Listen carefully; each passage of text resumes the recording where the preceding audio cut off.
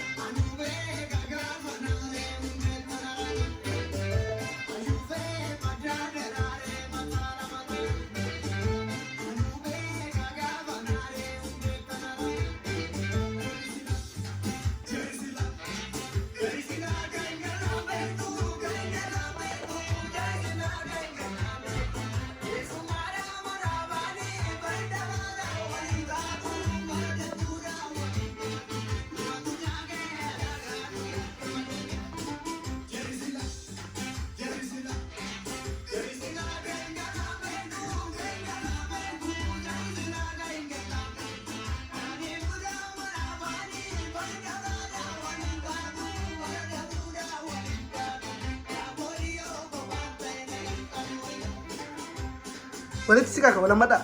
Walammadha. As gara gara.